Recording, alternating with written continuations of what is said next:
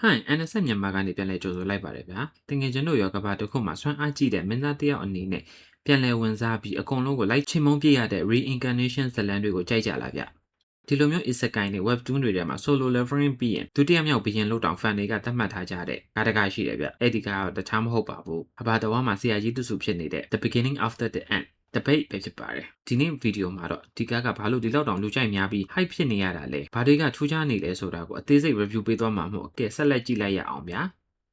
ဇလန်ရဲ့အစမှာ King Gray ဆိုတဲ့စွမ်းအားယာတုအာဏာအလုံးပြည့်စုံနေတဲ့ဘုရင်ကြီးတစ်ပါးရှိတယ်ဗျသူကတိုင်းပညာမှာအတူမရှိအတော်ဆုံးဖြစ်ပေမဲ့စိတ်ထဲမှာတော့အထီးကျန်ပြီးဘဝရဲ့အတိတ်ပဲပျောက်ဆုံးနေသူပေါ့တနေ့မှာတော့သူကထူးဆန်းစွာကွယ်လွန်သွားခဲ့ပြီးမော်ဆွဲရင်တွေဘလူးတွေရှိတဲ့ Dikaten ဆိုတဲ့ကဘာအသက်မှာ Alder Lewin ဆိုတဲ့ကလေးလေးတစ်ယောက်အနေနဲ့ပြန်လည်မွေးဖွားလာခဲ့ပါတယ်ဒီနေရာမှာတော့တခြားဇာတ်လမ်းတွေနဲ့မတူတာက Arthur ဟာအတိတ်ဘဝကဘုရင်တစ်ပါးရဲ့အသိဉာဏ်တွေစစ်ဗျူဟာတွေတိုင်းပညာတွေအတွေ့အကြုံတွေအားလုံးကိုအမှတ်မိနေတာပါပဲအဲ့ဒီတော့သူကကလေးဘဝလမ်းမလျှောက်တတ်သေးခင်အရွယ်အနှီးထဲမှာရှိနေကြတဲ့ကစာအုပ်တွေဖတ်ကိုဘာတာကိုမော်ဆွဲရင်မန်နာကောတွေကိုလေ့ကျင့်ပြီးအသက်3နှစ်4နှစ်အရွယ်မှာတင်သူဟာအရွယ်ရောက်ပြီးသားလူကြီးတွေထက်ပိုတော်တဲ့ magic genius ကလေးလေးတယောက်ဖြစ်လာပါတော့တယ်တပိတ်ရဲ့ဆွဲဆောင်မှုကတော့သူ့ရဲ့ power system ပဲဗျမန်နာကောတွေကိုအယောင်အဆင့်ဆင့် black red orange ကနေ white အထိခွဲခြားထားပြီးစနစ်တကျလေ့ကျင့်ရတာပါဒါစီမကဘူးဗျဇလန်ရဲ့အစောပိုင်းမှာ Arthur ကထူးဆန်းတဲ့ဂူတစ်ခုတည်းပြုတ်ကျသွားပြီးအဲ့ဒီမှာဒန်ဒါရီငကမကြီး Sylvia နဲ့တွေ့ခဲ့တယ် Sylvia က Arthur ကိုကာကွယ်ရင်တေဆုံးသွားခဲ့ပြီးမတေဆုံးခင်မှာသူမရဲ့အစွမ်းနေဖြစ်တဲ့ Beastway နဲ့အတူငကားဦးလေးတစ်လုံးကို Arthur ရှိကိုလွှဲပေးခဲ့ပါတယ်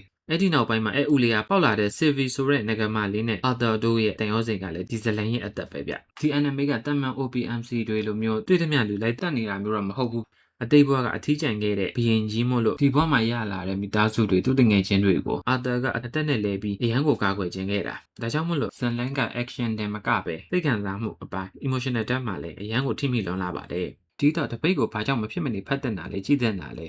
ပထမဆုံးတစ်ချက်ကတော့ကဘာတီဆောက်ပုံ wall building အကောင်းတာပါအစပိုင်းမှာကြောင်းတက်တဲ့အေးအေးဆေးဆေးလူငယ်ဘဝကနေနောက်ပိုင်းတွေမှာကဘာကြီးနှစ်ခုစစ်ပစ်တဲ့အထိ plot တွေကအရန်ကိုကြီးမားပြီးဇက်ရှိန်ဖတ်ဖြည်းဖြည်းကိုမြင့်တက်လာတယ်ဒုတိယတစ်ချက်ကတော့ art style ပါပဲအစောပိုင်းအခန်းတွေမှာ art design ကတမန်လို့ထင်ရပေမဲ့နောက်ပိုင်းတွေမှာတော့ visual တွေက solo leveling နည်းပါးကိုအမိုက်စားဖြစ်လာပါတယ်အထူးသဖြင့် Arthur ရဲ့ fight scene တွေစွမ်းအားထုတ်သုံးတဲ့အခန်းတွေဆိုရင်စက်သိမ်းထားစီမှာအမှန်ပါပဲ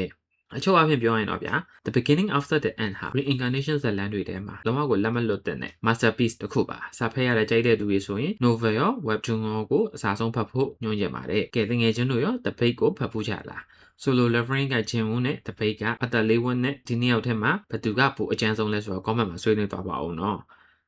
ဒီနေ့ဗီဒီယိုလေးကိုသဘောကျတယ်ဆိုရင်တော့ကျွန်တော်တို့ NSS မြန်မာ page လေးကို like and subscribe လုပ်ပေးဖို့လည်းတောင်းဆိုပါတယ် channel လေးကအသစ်မို့တငယ်ချင်းတို့ရဲ့အားပေးမှုတိုင်းကကျွန်တော်တို့အတွက်တော့အများကြီးကိုတန်ဖိုးရှိပါတယ်ဗျာနောက်ဗီဒီယိုတွေမှာပြန်တွေ့ကြမယ်အားလုံးကို bye bye